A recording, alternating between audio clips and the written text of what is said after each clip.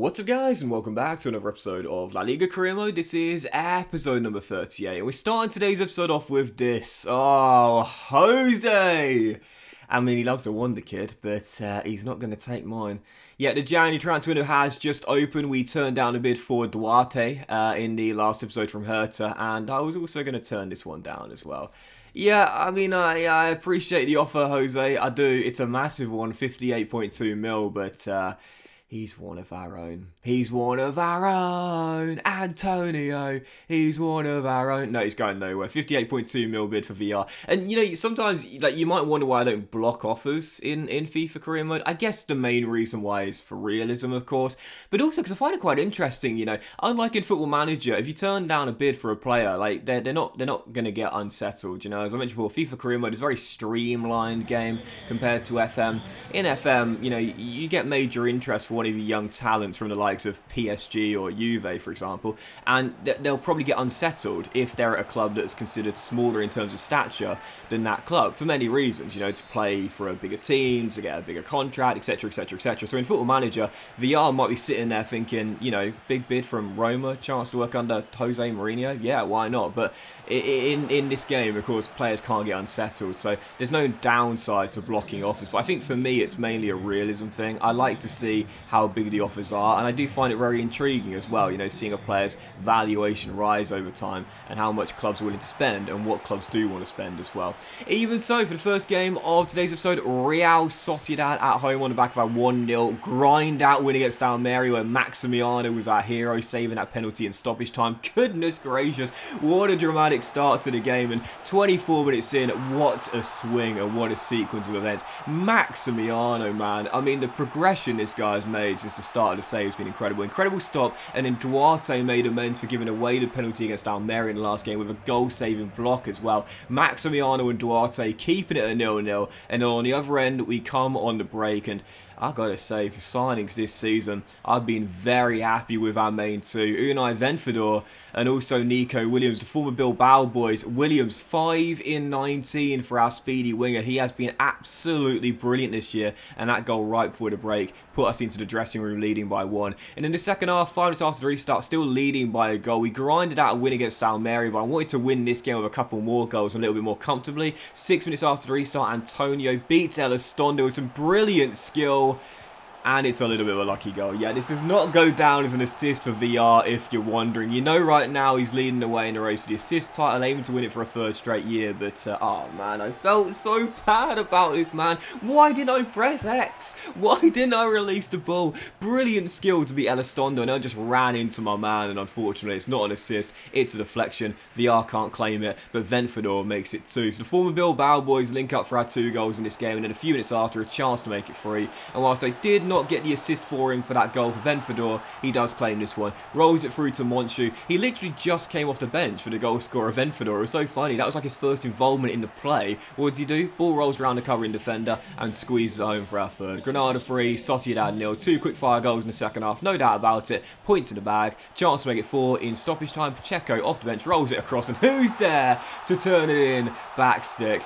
Yep, sorry Jose, but he's a Granada fan favourite, and he's going to be a Granada legend, no doubt about that. Antonio, Antonio, Antonio, Antonio, Antonio. Did you miss it first time? Watch it on the replay. Yeah, ball across by Pacheco, and VR with the Thierry Henry-esque fake shot finish. Is that how you describe that? I'm not entirely sure. Where he pretends to hit it with one leg and then toe pokes it in with the other. Yeah, Granada 4, Sociedad 0. And unlike in the game against Real Madrid, it was a game where I dominated and got the win as well. 4-0 the final score. And another clean sheet for Maximiano as well, and how different things could have been had he not made that crucial save right at the start when Sociedad had a couple of great chances in succession and Duarte made the goal-saving block as well. I don't want to jinx things, right? I really don't want to jinx things, but I'm going to touch wood, I'm going to cross my fingers that it remains this way.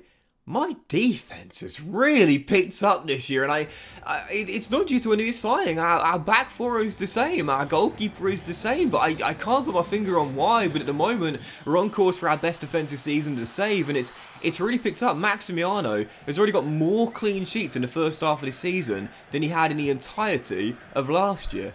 Yeah, this dude's been unreal this year. So following game, Real Betis away, and heading into this one here, not much to report in the first half, very uneventful indeed, but in the second half here, Betis looking to get themselves in front in the game, and 57 minutes in, they would do so as well. During the last season, they were locked in 5th, and on the final day, we leapfrogged them to claim it. Well, let's just say I think our battles with Betis now are going to have a bit of an extra edge. Yeah, we've had a great little mini rivalry with Betis since the save began. Every game has been really, really good. And whilst we might have thrashed them in the reverse fixture, I knew heading back here to Seville, this was going to be a tough one, man. Amiri gave them the lead, and I didn't really create that many chances. I had one there, 67 minutes in. Nico Williams to speed to deny his second goal in 2 of a good save, keeping it at 1-0. And then 9 minutes before full time, Douglas Luiz rolls it through, and there's Amiri to get his second of the game, and Real Betis' second too. Yep, 2-0 Betis. Now, I should be honest, man, I didn't play very well in this game, but Betis are such a good team as well. Like, seriously, they tend to do really well in career mode, like in this one as well. Back in season 1, I think they finished in the top 4. They're actually a really solid team. They've got some really decent talent, and in this save as well, they've developed some really class players too. You've got Goncalo Ramos and Vitinha, both in their lineup. Of course, we talked about Vitinha in depth in the last episode. We did get a consolation goal back in stoppage time. Suarez, you might have noticed it, first start since the 2-month injury for our number 9, decided to give Nteka a breather in this one. It was good to see him come back with a goal in stoppage time, his 9th of the season. But whilst I know it's going to be tough to get Suarez and Nteka in a team at the same time, with them both in fine form right now, Luis gave us a glimmer of hope in stoppage time, but oh man, this is just, I mean, I don't know what on earth happened here. I mean, when you talk about cohesion from a back line, they don't even know the meaning of the word. I mean, seriously, and you know, of course it's me, of course it is, but like with Centelles, where was I going? What was I doing? I literally just ran away with my left back, opened the space down the right, and then the cross comes in, and Goncalo Ramos has so much space. He could set up a 2-bed flat there in Seville and charge €1,500 a month. I don't know what I'm talking about, but like seriously, the space for Goncalo Ramos there was unbelievable, and obviously down the right as well. What was I doing with Centelles? I think, I mean, obviously, you know, it was me that was playing the game, but I can't even tell you what I was doing there.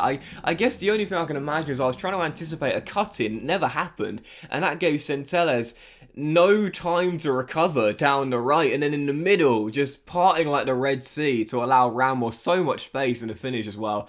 Man, that was embarrassing for me. It's so funny, man. Like, it happens all the time. We see rejects video of Centelles, and Venfador, who went down in that game, only got a knock, so he'll be totally fine.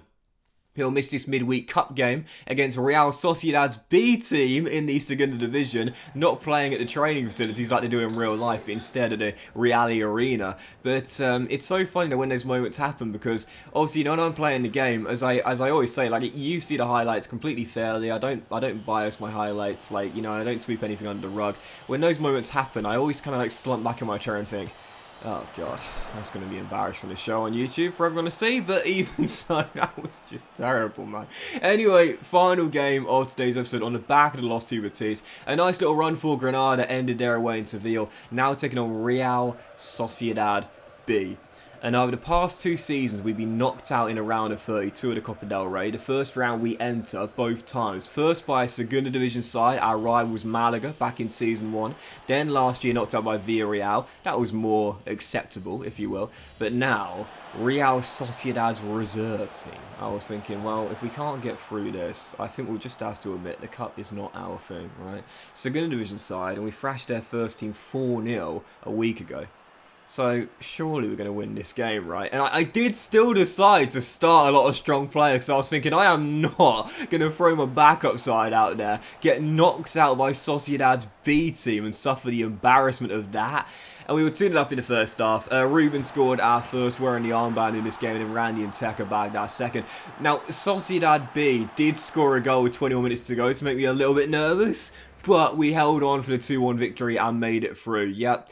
Final score 2-1, dominated possession. I'll be honest, after Sociedad B got that goal there, I kind of just passed the ball around. I was thinking, don't give them any more chances. If we've got the ball, they can't hurt us. But we did claw out the victory and make it through. Yeah, Sociedad B 1, Granada 2, back to winning ways after the loss against Betis, and right now in the league table, that big loss in Seville was a damaging one. It means we're now 4 points behind Real Madrid, still firmly in the title race, and 5 clear of Seville as well. I'd still say the title race is up for grabs right now. We're still in it, but Real Madrid now got a bit of separation. If we're going to stay in this title race, can't afford many more slip-ups like that. But it will end today's episode of La Liga Career, guys. Big thank you for watching. Hope you've enjoyed it. If you haven't, please drop a like. Much love to you all. Have a fantastic day, and I'll see you for the next episode of La Liga Career Mode very soon.